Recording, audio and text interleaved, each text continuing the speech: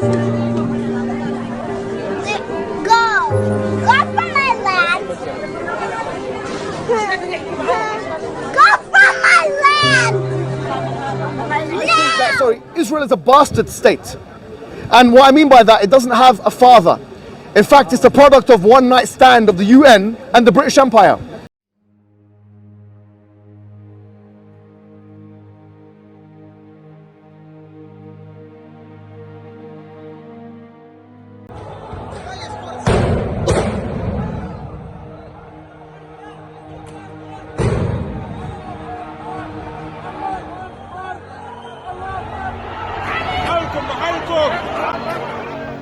It's 25th day of Ramadan, 1442 Hijri.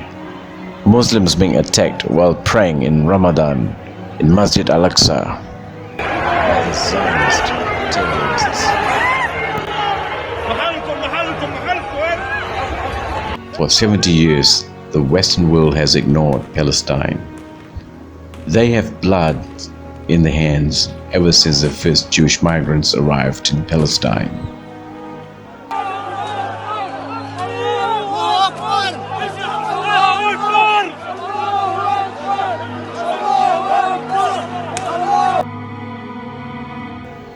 For 1,400 years, Jews have lived in the land of Islam.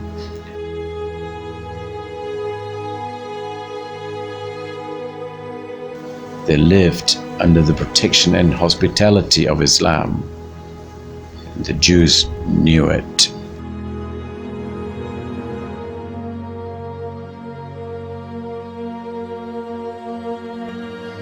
There wasn't any animosities between them until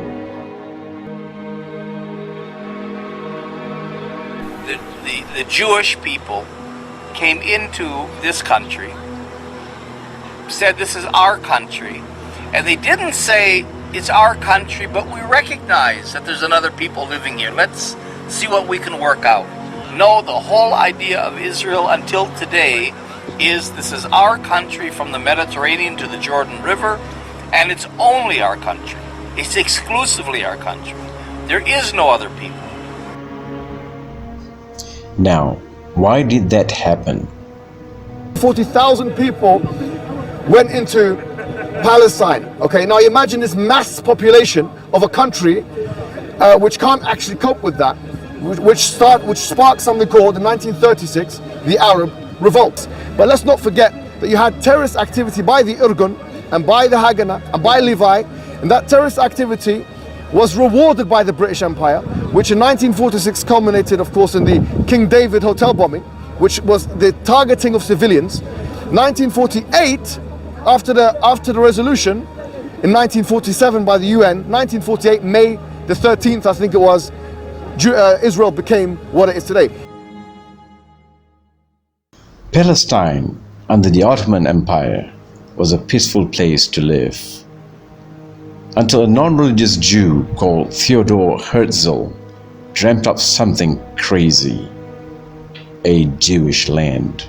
He suffered from inferiority complex and sought to fix this by grabbing somebody else's land. And this was his vision. The notion of Jews rebuilding their national homeland before the arrival of the Messiah was sheer blasphemy. The Jews are not supposed to be in Jerusalem before the arrival of the Messiah. It is a blasphemy, and they all knew it. In the book called A Brief Guide to Judaism, it stated there, the notion of Jews rebuilding the national homeland before the arrival of the Messiah was sheer blasphemy. The religious Jews do not support Zionism. Thus, this is the story about the sins of the Zionists.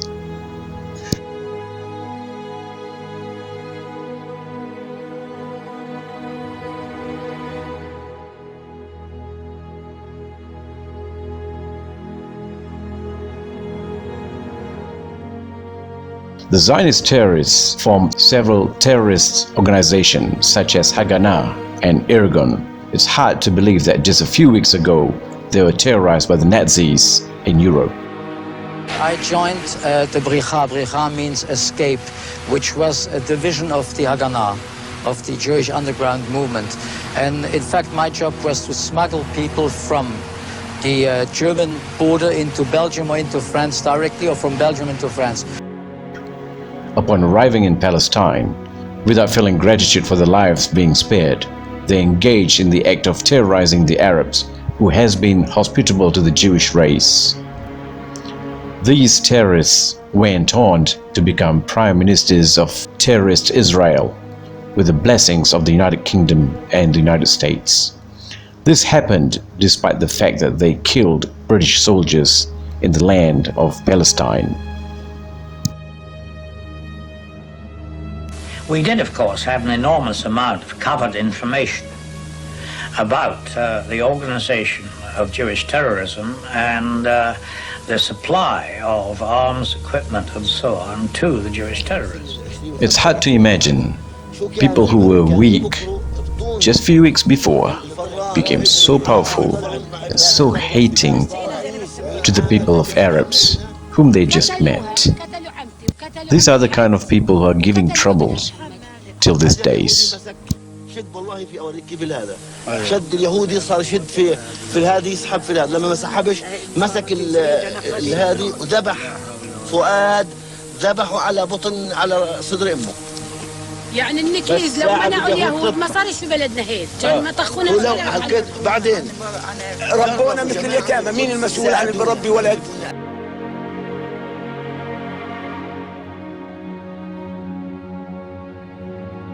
بلادنا سنة 17 وأنا كان عمري 7 سنين وحضرت تركيا وما كان في البلاد شيء إلا يهود وعرب مثل الإخوة وما في بيننا شيء اللي نعد حرابة لكن الإنجليز استعماري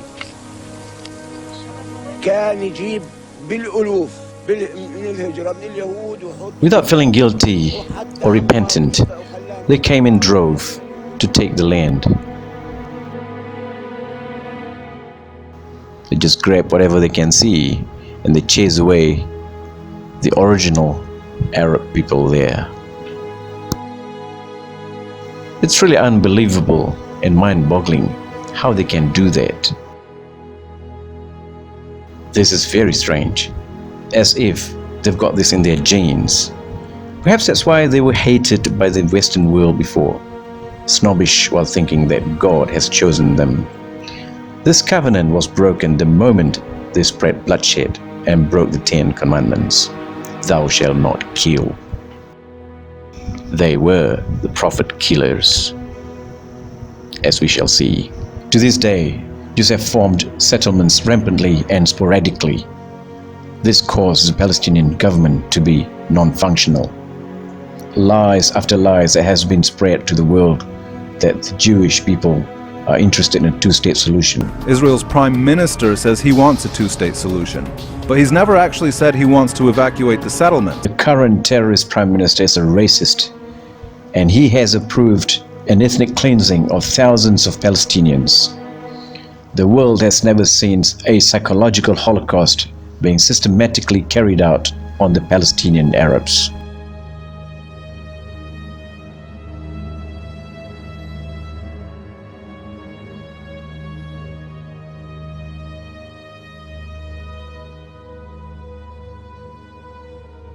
Zionists have been telling the world that the land of Palestine belongs to their forefathers.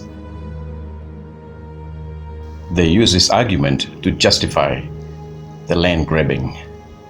The truth is, it was the Canaanites who were there well before the Israelites came to Palestine. Zionists brainwashed our Christian friends to gain their support. But our Christian friends knew that this was a Zionist political agenda. The truth is, the land of Palestine has been inhabited by the Canaanites since the Bronze Age. The truth is, the great-great-great-grandchildren of the Canaanites have more right than the Zionists to own this land. Who are the descendants of Canaanites? Where do the Canaanites come from? I mean, they're indigenous from the hunter-gatherers that were there during the Pleistocene.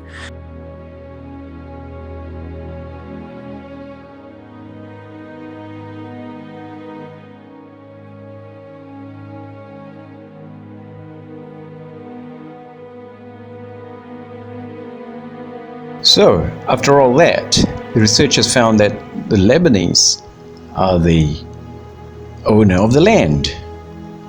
Isn't that amazing? And look at them. They never come back and claim the land. They are the rightful owners of the land. Of course they can claim the land, but they never did, which shows how peaceful and how civilized they are. Land grabbers are really uncivilized people. So the Zionists really can't use the argument that that's my father's land, that's my grandfather's land, because they're not. And it's been proven scientifically. So all these claims are really ridiculous. The only thing you guys really have to say about that, if, okay, you were there 70 AD, there was a siege of Jerusalem, very well known. Hebron, the king, and so on. Now we talk about ancient history. Here, the Normans were here. You know, we're always talking about Hastings. Let's talk about the fact that the Romans were here.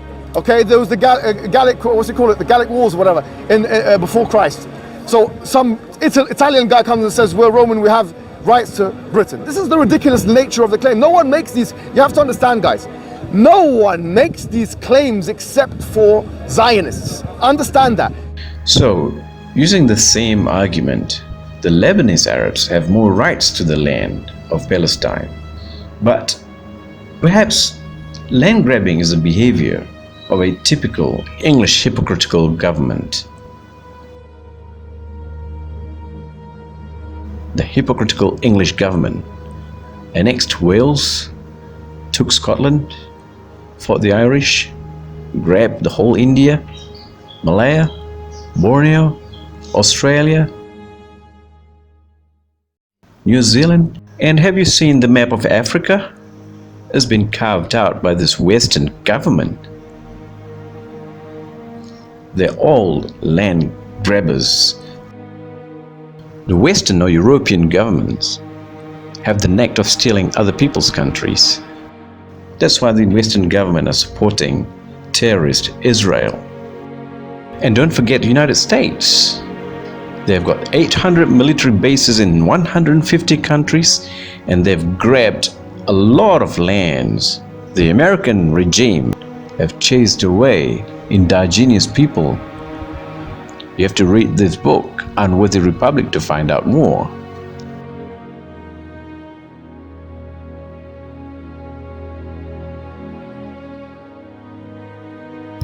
The Zionists have hijacked the word anti-Semitic to refer to the hatred of Jews. The truth is, Semitic language is ancestors to many languages, such as Aramaic, Arabic, Tigrinya, Amharic, besides just Hebrew. Languages arise from people who speak the languages. Let us see how Arabic influences Hebrew's language. Always been extensive contact between Hebrew and Arabic in the Holy Land, and Arabic has left its mark on Hebrew. Today, I'm going to focus on the influence of the Arabic language on modern Hebrew. If you pay too much attention to politics and conflict, then you might think that Hebrew speakers and Arabic speakers completely isolate themselves from each other, and that there's no way that Hebrew speakers would let their language be influenced by Arabic. But this is definitely not the case. Arabic influence on Hebrew actually goes back much earlier than the modern Hebrew era. During the height of Islamic civilization in the Middle Ages, Jewish scholars translated many Arabic writings into Hebrew, but there were many new scientific and philosophical concepts that couldn't be expressed using Hebrew's existing vocabulary. New Hebrew words were created using related roots and word patterns from Arabic, like تاريخ, meaning date, from Arabic تاريخ, meaning history or date.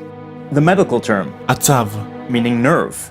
This comes from Arabic. عصب. Yezer ben Yehuda, often referred to as the father of modern Hebrew, looked to modern Standard Arabic as a source of roots and vocabulary that could serve as a model for an expanded modern Hebrew vocabulary. Right. As we can see, the father of modern Hebrew actually plagiarized and borrowed from Arabic language to revive their almost dead language. If most of the early Zionists had been Mizrahim, modern Hebrew today might have been pronounced more like Arabic. Modern Hebrew pronunciation is based on Sephardic pronunciation, which was more similar to Arabic pronunciation. But because most of the early Zionists who moved to Palestine in the 19th century and early 20th century were from Europe and spoke languages like Yiddish, Russian, and German, they naturally found some of the characteristically Semitic consonants difficult to pronounce. As we can see, the Europe or Ashkenazi Jews were not Semitic people, hence they can't pronounce Semitic consonants. So, as we can now clearly see, Jewish people's language were revived only recently. It was a nearly dead language. With Arab advances in science and technology,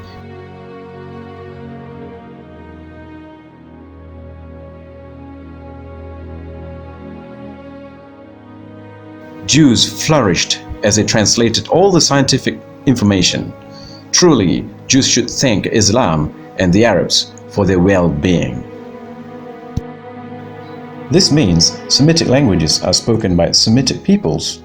As we have seen, Semitic peoples were in the region where the Canaanites were. So any race that live in the Middle East are Semitic people. If you abuse any of them, you're really purely 100% anti-Semitic.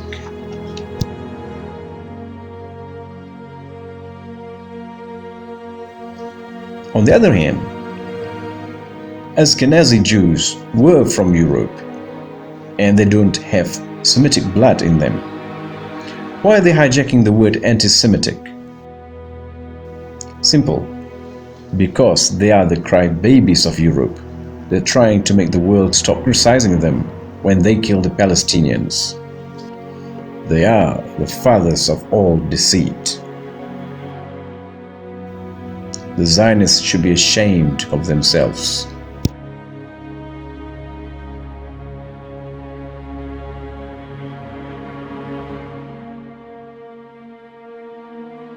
Not many people know about this shocking story that I'm going to reveal.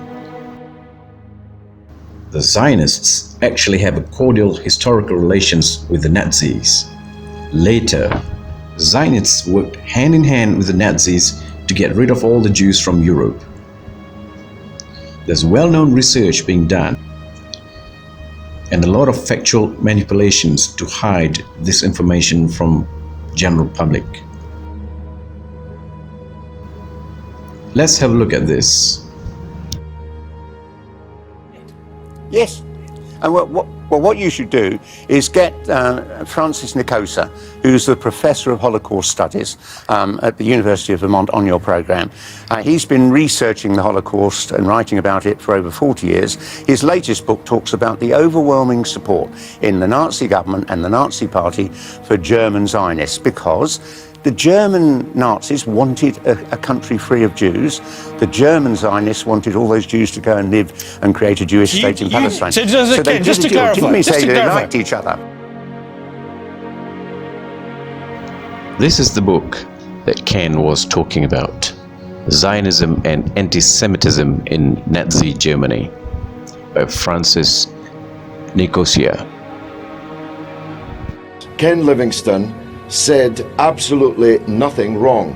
Everything he said was the truth. Historical fact, proven.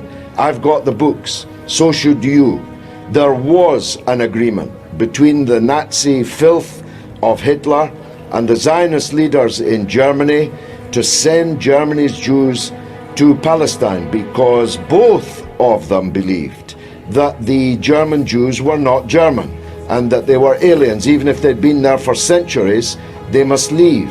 So in that sense, Nazism and Zionism were two sides of the same coin. They even actually minted a coin to prove it, to celebrate the Havara Agreement.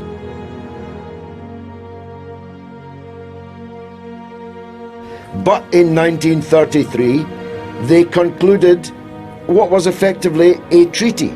that the German Jews would be transported to Palestine.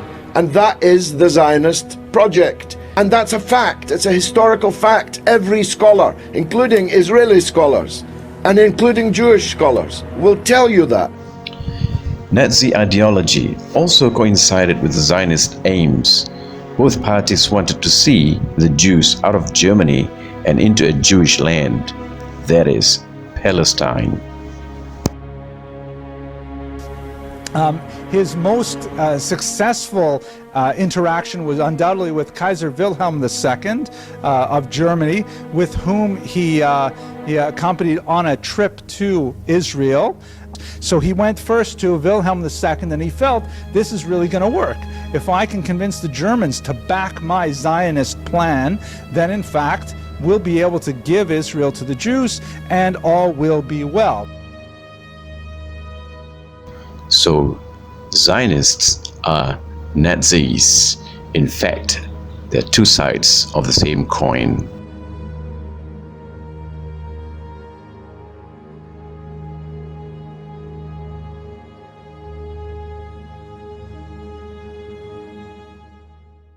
Zionism is an illegal movement that caused much of the bloodshed in Palestine since the fall of Ottoman Empire in 1918. The Balfour Declaration, which consists of 67 words, had sealed the fate of Palestine. The Zionists have interfered with British politics to influence the outcome. They have lobbied and bribed the UK cabinet into deciding to grab Palestine. Whereas, of course, the Zionist lobby was right in among British politics, and there were Zionists so close to the cabinet that there have been instances where cabinet ministers actually telephoned the result of a cabinet meeting straight to the Zionists concerned. The Zionists were keen to get rid of the lower-class Jews and dump them to the Middle East. During the drafting of this declaration, Mark Sykes, yes, the notorious plotter of Sykes-Picot Agreement, has colluded with the Jewish health minister, Herbert Samuel, to persuade the Prime Minister at the time, Lloyd George, to give Palestine to the Zionists. The Zionists met the British government in early 1917 to discuss this matter. The Zionists were represented by Weizmann, Rothschild, whereas the British government were represented by Arthur Balfour and Mark Sykes. In this declaration, there's no mention of Arab Palestine. Instead, it was replaced with non-Jewish people of Palestine. Every British Member of Parliament has got blood on their hands till today.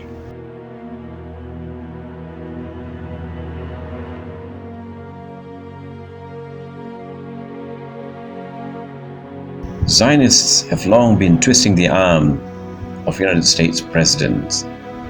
They worked on the US and United Nations delegates to grab and partition Palestine. The Jews in America and Britain were cooperating with each other to push through the partition of Palestine. At the General Assembly in November, the Zionists and the Americans used strong-arm tactics to win votes. We were working very hard under the direct personal instruction of President Truman to get a successful vote on that. We used all the persuasion we could with delegates in New York. We went to many capitals bilaterally to try to get their governments to be sure that they had the instructions to work with us on this matter. Notice this man said they had the instructions to work with us on this matter. They actually threatened and coerced the delegates into following the instructions to vote for the partition of Palestine. In the meantime, pressure was brought on the states, on the capitals, and telephones from the Zionists and from Truman to the capitals, to heads of states. Commands came to the members to change their vote. And some of them, like Romulo, had to run away because he was threatened by the Zionists. Haiti's representative began to cry when he was forced to change his vote. Belt of Cuba resigned as ambassador to Washington until he resigned rather than vote for partition. That is how strong the United Nations Security Council headed by Truman, is. They're doing blatant illegal maneuvers to create an illegal terrorist nation. Slavia. Abstain. The resolution of the DUC Committee for Palestine was adopted by 33 votes, 13 against, 10 abstentions. Why would the UN be so blatantly pro-Zionist? Indeed, the UN has been pro-Zionists since the days UN were created. Zionists have infiltrated all the political government offices, all the parliaments of the world and congresses. Clearly, United Nations have been abused to illegally advance the Zionist political agenda worldwide.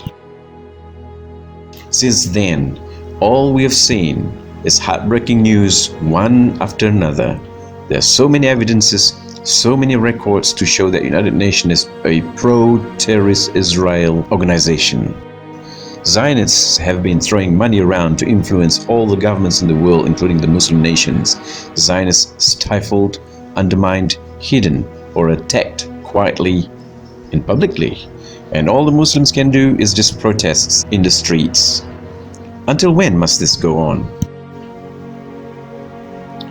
You only have to read the book called The Protocol of Learned Men of Zion, which until today they denied writing this book. The agenda has been written and they are very well planned. Zionists control the banking systems, IMF, World Bank. They give loans to quieten the Muslim nations. They control the media. They developed sophisticated security and spying technologies and weaponries. They use munafiqeen as their spies. They're now using Muslim nations to fight and disagree with other Muslim nations. They work together with Western government to sell weapons to kill Muslims. They will do this till the end of time. Why are Zionists so harsh? They are worse than animal. They've been brutal for more than 100 years to the Palestine. That's because they were descendants of apes. In fact, you can see this feature in some of the terrorist ministers. Why do you think our beloved Kitab mentioned about this twice? As stated in Surah Al-Baqarah, verse 65, and Al-A'raf, ayah 166. That's why they can't join any other species. Where do you think the Ashkenazi Jews came from? And not only they don't repent, they also became prophet killers.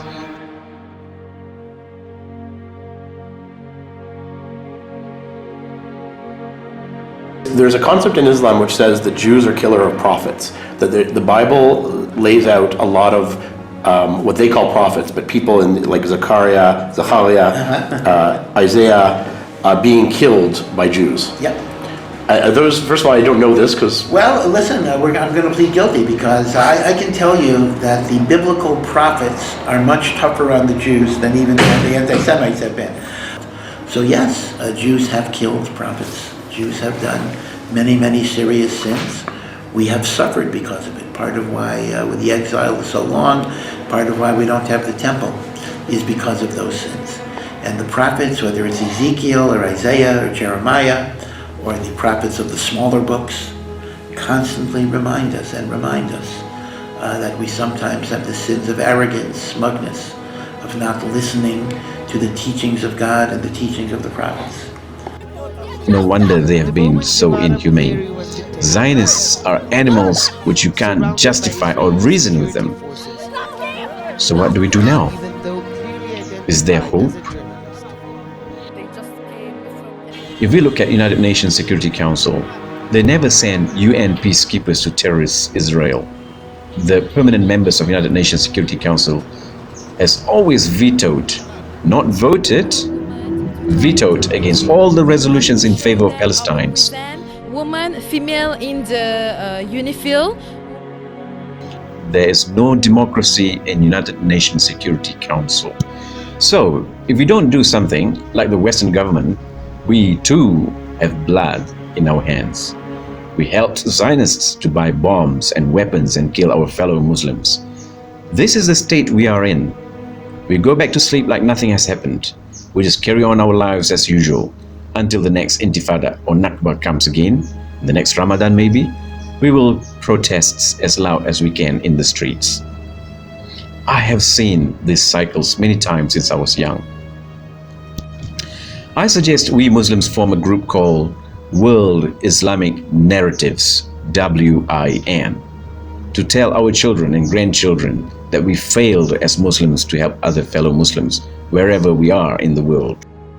We can imagine this World Islamic Narratives to form a consultative pressure group. This WIN should consist of 3 young and seriously dedicated ulama to help the ummah, 3 young non-political activists, 3 young professionals, 3 young technologists, 3 young academicians, 3 young Muslim reverts to represent our nations and meet hypothetically to save the Muslim ummah.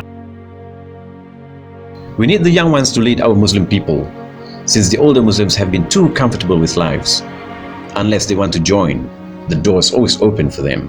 But it's best to leave it to the young ones to decide our future, since we, the not so young, have ruined their future. Notice there's no politicians in this group, since they only talk and can't act. Besides, they already have venue in the United Nations and OIC. Young reverts must be included because they are more action-oriented compared with non-Muslims. Because we Muslims always disagree with each other, and since we don't trust each other, let the imaginary WIN meet online, at least to move our so-called lame Muslim agenda. Let's pretend for a second that we can do something. Let's imagine that WIN can form a pressure group to advise our Muslim governments to pressure the United Nations to abolish the 5 seats of permanent members. After all, the 5 permanent members of the United Nations Security Council have been active in land grabbing and have been actively involved in suppressing Muslims in their own countries, let alone selling weapons to Muslim countries.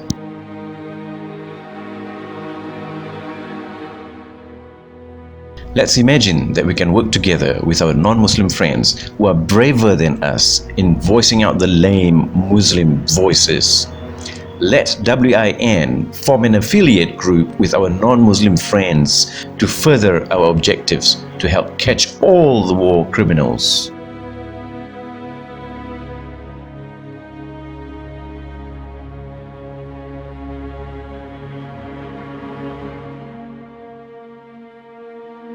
If you look at the International Criminal Court website, the slogan is "Trying individuals for genocide, war crimes, crimes against humanity and aggression." Yeah, right. I'm yet to see George Bush, Tony Blair, Colin Powell, Condoleezza Rice, Donald Rumsfeld, and all the British Foreign Secretaries. All these gangsters must be tried in the International Criminal Court. A lot of Muslims being tried at the International Criminal Court. Is this fair? When all the gangsters and thugs and war criminals actually roaming free, controlling everything in the world until today. All the terrorist Israelis, war criminals, must be tried in the ICC. If Theodor Herzl can make terrorist state of Israel a reality in 50 years, let's see whether the young Muslims below 45 can do something to construct a plan and follow through via the World Islamic Narratives. If the plan works, we can change the name to World Islamic Network. If it doesn't, it will remain as narratives to be told to our grandchildren. Email your suggestions or write in the comments section. Should we form a serious version of WIN or a lame or dream version of WIN? It's all up to the young Muslims, as the old ones just carry on sleeping in their comfortable beds until the next protest. Yes, we'll all be ready to yell again in the streets.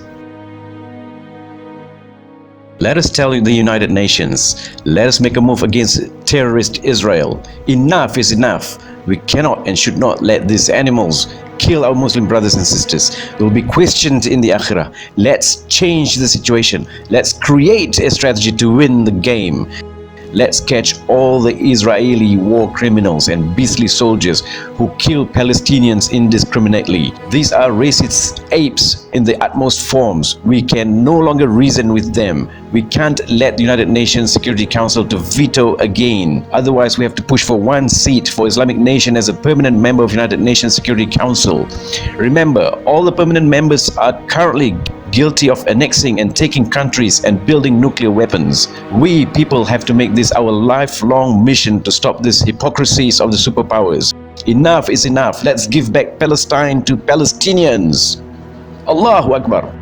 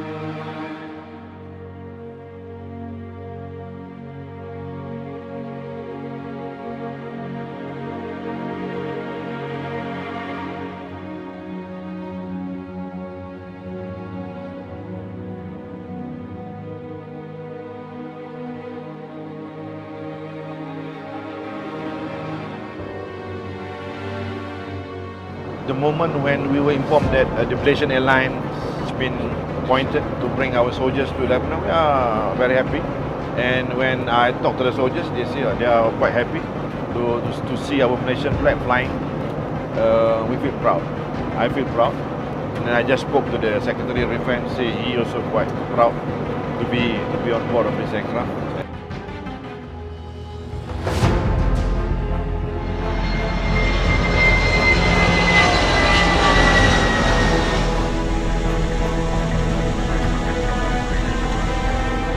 Thank you to the Malaysian Airline. I'm on board of Malaysian Airline.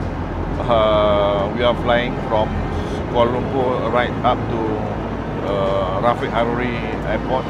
Inshallah, we will be landing. And then I'm grateful to be behind me, my soldiers. You know, they are all ready to do their job there in Lebanon for the next 1 year.